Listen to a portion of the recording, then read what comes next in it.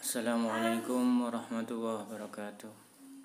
Alhamdulillahi rabbil alamin. Wassalatu wassalamu ala asrafil anbiya'i wal mursalin wa ala alihi wa sahbihi ajma'in.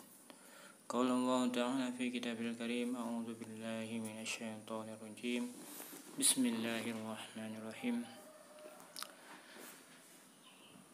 Rabbi shrah li sadri wa yassir li amri wa hlul 'uqdatam min lisani yafqahu qawli. Amin amin ya rabbal alamin. Pada kali ini Pak Guru akan menerangkan pelajaran 7 tentang mari mengenal Rasulullah. Di sini Pak Guru akan membahas tentang kisah keteladanan Nabi Muhammad. Pak Guru mau ambil ini kemarin karena sudah diterangkan Pak Guru. Pak Guru mau mengambil referensi dari sumber lain.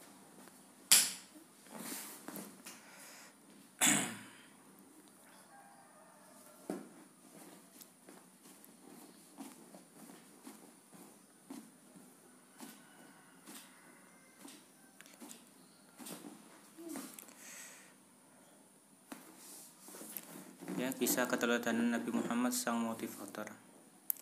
Berkaca pada zaman dahulu dengan pijakan yang penuh dengan kegelapan, seiring berputarnya rotasi kehidupan, kini telah penuh dengan terang benderang.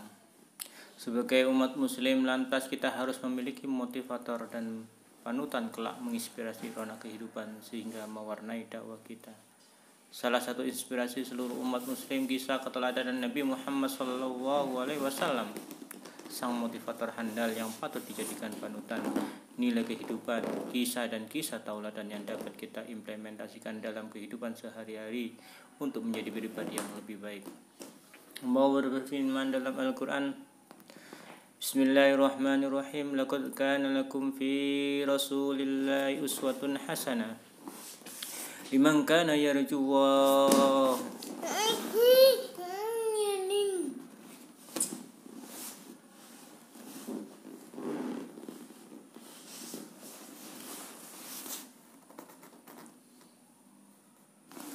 Artinya sesungguhnya yang telah ada pada diri Rasulullah itu suri tauladan yang baik. Suri tauladan yang baik bagimu, bagi orang-orang yang mengharap rahmat Allah.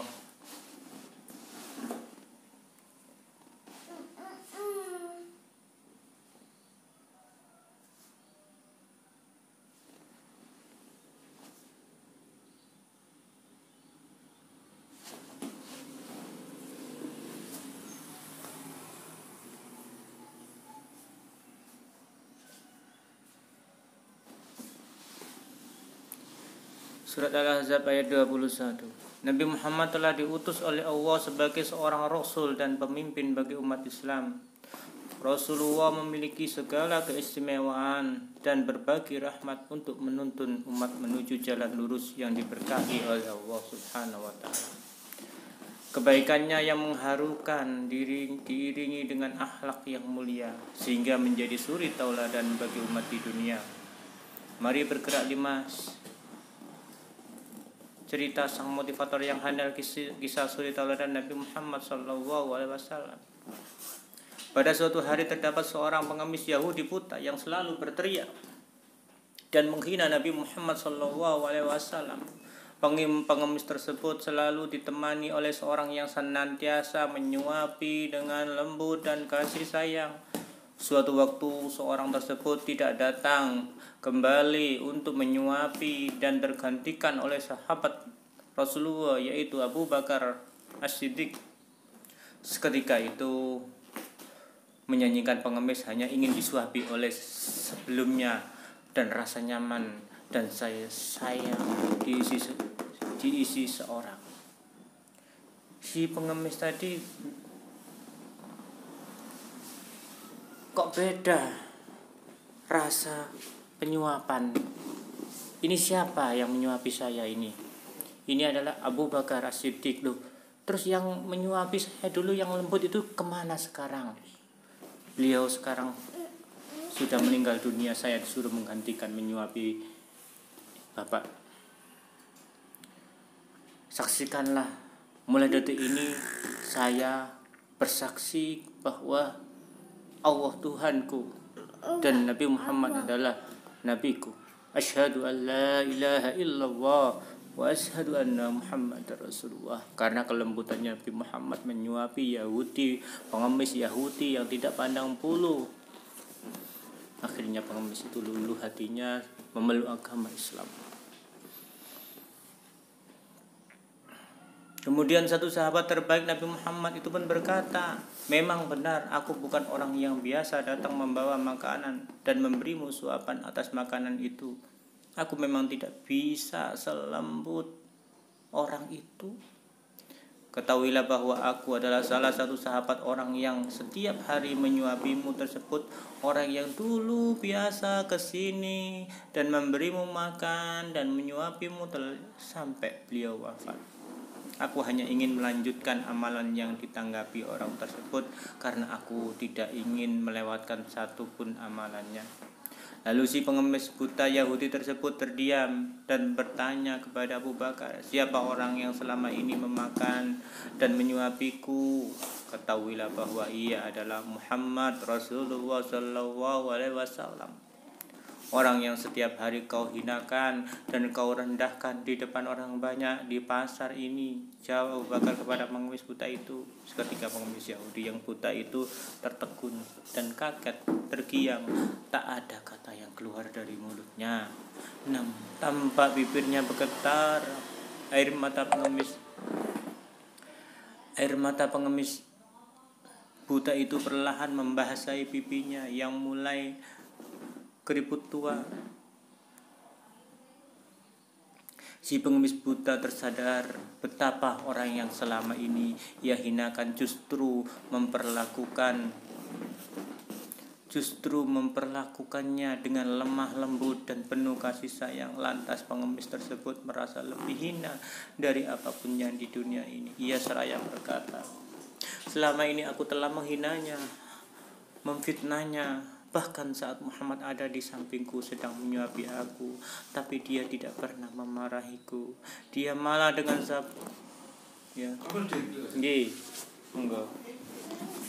Dia malah dengan sabar melembutkan makanan yang dimasukkan ke dalam mulutku. Dia begitu mulia, kata pengemis buta dalam isapannya. Lantas ketika saat itu juga si pengemis Yahudi segera bersaksi di hadapan Abu Bakar As-Siddiq. Iya, dua kalimat syahadat, la ilaha illallah Muhammadar Rasulullah. Pengemis buta memilih untuk mengikuti Islam setelah sumpah serapahnya kepada Muhammad SAW dibalas dengan kasih sayang oleh motivator handal tersebut. Selayaknya kita baru selesai mendoakan dan tetap berdampak baik kepada seorang yang menghinanya, menyakiti hati kita kelak akan mengalir. Allah berfirman,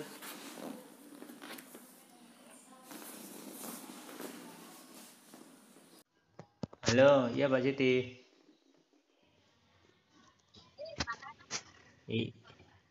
Ya, ya.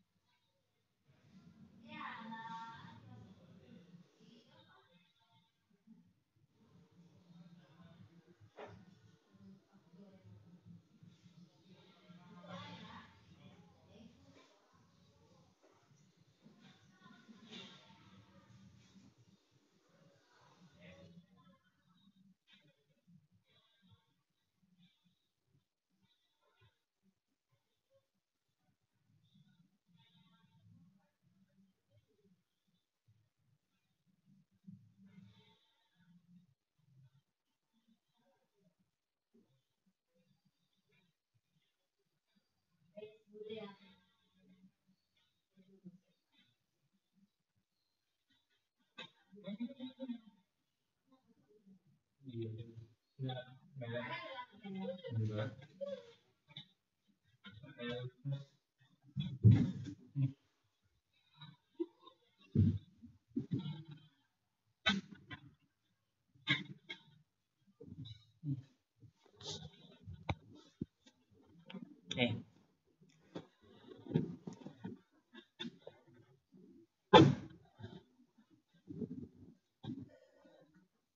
pengemis buta itu memilih untuk mengikuti Islam setelah sumpah serapannya kepada Muhammad Sallallahu Alaihi Wasallam dibalas dengan kasih sayang oleh motivator handal tersebut. Selayaknya kita harus selalu mendoakan dan tetap berdampak baik kepada yang menghina atau menyakiti hati kita kelak akan mengalir. Allah Subhanahu wa taala berfirman dalam Al-Qur'an yang berbunyi Bismillahirrahmanirrahim. Wa anfiqu fi sabilillahi wa la tulqu bi aydikum ila tahlukah wa ahsisani bil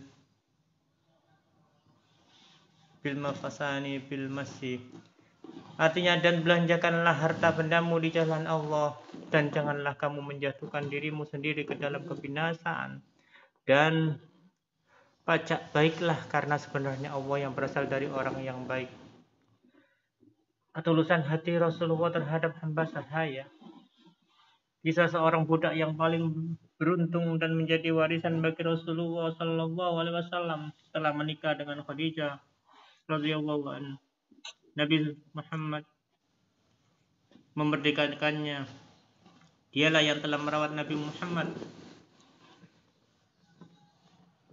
sewaktu kecil sehingga beliau menganggapnya seperti ibu sendiri, dan bertambah pula keutamaan Ummu Aiman dengan adanya Usama bin Zaid, putra mereka yang menjadikan kesayangan Rasulullah saat dalam perjalanan pulang dan mengunjungi saudara-saudara suaminya dari Bani Najjar bin Yasrib Madinah. Ajal menyambut Aminah binti Wahab meninggalkan putranya yang telah yatim dan baru berumur 4 tahun bersama seorang hamba sahaya. Hamba sahaya tersebut yang merawat dan menemaninya dalam kesedihan ditinggal sang ibunda. Ia juga menemani perjalanan menuju ke Mekah dalam terik matahari serta panasnya batu pasir. Anak tersebut adalah Muhammad bin Abdullah Rasulullah Sallallahu Alaihi Wasallam, dan budak itu adalah Ummu Aiman al-Habasyiyah radhiyallahu anha. Sebelum menerapkan Islam, seorang hamba sahaya Zahid sebagai seorang Nasrani. Saat ia masih kecil, ia ikut dengan ibunya dalam suatu kafilah, namun segerombolan perampok menghadang mereka dan menculik Zaid. Ia kemudian dijual dan jatuh di tangan hakim, dan ia menghadiahkan Zaid kepada Khadijah, istri Nabi Muhammad Sallallahu Alaihi Wasallam. Setelah menikah dengan Khadijah dan menghadiahkan Zaid kepada beliau, dan beberapa orang dari salah satu rombongan haji melihat Zaid. Saat itu beliau berada di Mekah. Kemudian mereka memberitahukan hal tersebut kepada ayah Zaid. Sang ayah yang sudah mencari anaknya dan hampir putus asa kemudian pergi ke Mekah untuk menjemput anaknya, meskipun ia harus menebusnya. Pada saat tiba di Mekah, Rasulullah bertemu dengan ayah Zaid, dan di mata sang ayah yang terlihat berduka sekali dengan hati Rasulullah, kemudian ia memerdekakan Zaid tanpa syarat apapun. Meskipun demikian, Zaid menolak untuk seraya. Ia berkata, "Aku tidak akan pergi. Aku lebih menyintai ayah dan ibu kandungku sendiri." Ketulusan hati Rasulullah dengan memerdekakan budak dan minta orang patut untuk diimplementasikan dalam kehidupan sehari-hari. Pada hadis riwayat Muslim, barang siapa yang membantu menghilangkan satu kesedihan, kesusahan dari sebagian banyak kesusahan orang mukmin ketika di dunia, maka Allah akan menghilangkan satu kesusahan dan kesedihan dari sekian banyak kesusahan dirinya pada hari kiamat kelak. Dan barang siapa yang memberikan manfaat membantu kepada orang yang kesusahan, niscaya Allah akan membantu urusan di dunia dan di akhirat. Dan barang siapa yang menutup aib orang muslim, niscaya Allah akan menutup aibnya di dunia dan akhirat. Sesungguhnya Allah akan selalu menolong seorang hamba selama dia gemar menolong saudaranya. Ketegasan Nabi Muhammad SAW yang memberinya hidayah. Nabi Muhammad SAW tidak berperilaku tegas dan tetap kelembutan sehingga ia tidak menyakiti hati umatnya. Beliau tidak pernah bekerja sama baik kepada mereka yang menghinanya. Ada suatu kisah teladan Nabi Muhammad yang menceritakan tentang bagaimana Rasulullah memotong lidah seseorang sehingga menyadarkan hati seorang tersebut. Beliau melayani umatnya dengan penuh kelembutan hati dan mewarnai kehidupan di sekelilingnya.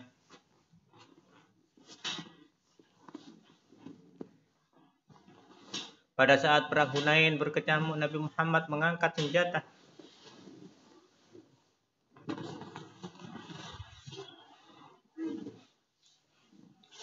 Pada saat perang Hunain berkecamuk, Nabi Muhammad mengangkat senjata melawan suku Hawazin dan Quraisy yang dipimpin oleh Al-Aqab. Kemudian pasukan kedua tersebut bertempur di medan Hunain yang jaraknya sekitar 3 mil dari Mekah. Nabi Muhammad SAW dan pasukannya berhasil mengalahkan kaum Quraisy dan mendapatkan banyak harta rampasan perang. Kemudian Rasulullah sedang membagi-bagikan 4/5 dari harta rampasan perang yang diperoleh kepada orang-orang yang ikut berperang seperti biasa yang ia lakukan. Kemudian bagian 1/5-nya untuk Rasulullah sendiri dan berbaginya dengan anggota keluarga yang beliau kehendaki. Dari salah seorang penerima, seorang penyair, yakni merasa tidak puas atas apa yang ia peroleh. Kemudian ia mengumpat Rasulullah dengan cara membacakan syair yang tidak mengenakan hati. Rasulullah pun mendengar syair tersebut, kemudian tersenyum dan berkata bahwa orang itu pergi dari sini dan potong saja lidahnya. Pada saat itu Umar sedang melihat perbuatan Abbas yang hampir marah saja melaksanakan perintah Rasulullah untuk memotong lidahnya. Seketika Ali tiba-tiba di lokasi Abbas dan membawakan ke lapangan di mana binatang ternak rampasan dikumpulkan. Ambillah sebanyak yang kau mau. Apa? Tanya Abbas kepada Ali dengan rasa tak percaya. Beginikah cara Nabi Muhammad memotong lidahku? Demi Allah, aku tidak akan mengambil sedikit pun harta ini, kata Abbas sambil menahan malu. Sejak saat itu, ia pun menyusun dan membacakan syair kecuali yang berisi pujian kepada Rasulullah SAW. Hidayah menyelimuti hati Abbas menjadi umat yang berperilaku terpuji dan bertutur kata dengan baik karena ketegasan Nabi Muhammad. Allah Subhanahu wa taala berfirman, Muhammadur Rasulullah walladzina ma'ahu asyiddah 'alal kuffar rahimahu bainahum tarahum raqa'an sujatan yabtaghuna fadlan minallahi wa ridwana simahum fi wujuhum min asyari sujud. Artinya Muhammad itu adalah utusan Allah dan orang-orang yang bersama dia adalah keras terhadap orang-orang kafir tapi berkasih sayang sesama mereka. Al-Fat ayat 29. Sifat Nabi Muhammad senantiasa memberi dan mengasihi. Roda berputar mengayuhnya kehidupan Rasulullah yang penuh dengan nilai kehidupan suri tauladan. Pada saat kondisi kesehatan Rasulullah semakin memburuk karena sakit yang beliau derita, beliau bertanya pada Aisyah radhiyallahu tentang uang yang ia titipkan padanya sebelum ia menderita sakit. Beliau lupa bahwa ia pernah menitipkan uang dan teringat saat penyakit ada pada dirinya. Kemudian Nabi Muhammad bertanya dengan suara parau, Aisyah, di mana uang yang pernah aku titipkan padamu sebelum aku sakit? Lalu Rasulullah mengucapkan kembali, tolong kau bagikan uang itu di jalan Allah, karena aku malu bertemu Allah Subhanahu wa taala yang dicintai, sedangkan di rumahnya masih ada timbunan dan simpanan uang. Nabi Muhammad selalu bersedekah dan memudahkan umatnya di sekitarnya. Bahkan ia selalu mengajak umatnya menuju jalan Allah. Allah berfirman dalam Al-Quran yang berbunyi, Masalul ladzina yunfiquna amwalahum fi sabilillahi kamasali habbatin ambatat sab'a sanabila fi kulli sumbulati mi'ati habbatin wallahu yudha'ifu liman yasha wallahu wasi'un 'alim. Artinya perumpamaan nafkah yang dikeluarkan oleh orang-orang yang menafkahkan hartanya di jalan Allah adalah serupa dengan sebutir benih yang menumbuhkan 7 bulir. Pada tiap-tiap bulir 100 biji, Allah melipat gandakan ganjaran bagi siapa saja yang dikehendakinya. Dan Allah maha luas karunia lagi maha mengetahui. Surat Al-Baqarah ayat 261. Demikianlah empati kisah keteladanan Nabi Muhammad SAW, sang motivator handal yang patut untuk dijadikan kunci kesuksesan dalam kehidupan kita. Rangkailah jemari kehidupan dengan mengimplementasikan perilaku dan pekerti yang baik seperti Rasulullah dalam berjuang di jalan Allah. Resonasikanlah untuk menggetarkan Instagram dan manfaat kepada sesama seperti beliau kobarkan semangat untuk berdakwah menjadi penerus Nabi Muhammad untuk mencapai rahmat dan ridhanya. Akhirul kalam, apabila ada ucapan saya yang salah,